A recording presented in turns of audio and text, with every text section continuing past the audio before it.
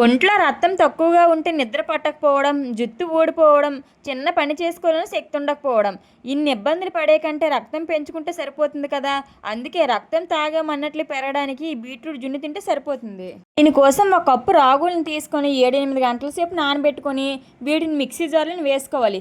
ఇప్పుడు దీనిలోనే ఒక కప్పు కొబ్బరి ముక్కలను, అలాగే బీట్రూట్ ముక్కల్ని వేసుకొని దీంట్లో కొద్దిగా వాటర్ వేసుకొని మెత్తగా గ్రైండ్ చేసుకొని వడపోసుకోవాలి. కనీసం 2, 3 సార్లు పాటు గ్రైండ్ చేసుకొని పాలను తీసుకోవాలి. ఇప్పుడు స్టవ్ పైన గిన్నె పెట్టుకుని దీంట్లో 2 టేబుల్ స్పూన్ నెయ్యి వేసుకుని దీంట్లో మనకు నచ్చిన డ్రై ఫ్రూట్స్ వేయించుకొని పక్కన పెట్టుకోవాలి.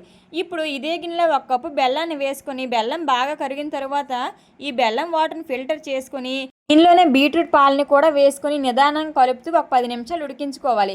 ఇదంతా కాస్త దగ్గర పడిన తర్వాత దీంట్లో 2 టేబుల్ స్పూన్ నెయ్యి వేసుకొని దీంట్లోనే ఒక స్పూన్ యాలకుల పొడి, మనం వేయించిన డ్రై ఫ్రూట్స్ వేసుకొని ఈ మిశ్రమం అంతా ప్యాన్ నుండి సపరేట్ అయిన తర్వాత నెయ్యి రాసుకుని బౌల్లో వేసుకొని చల్లారిపోయిన తర్వాత తినేయడమే.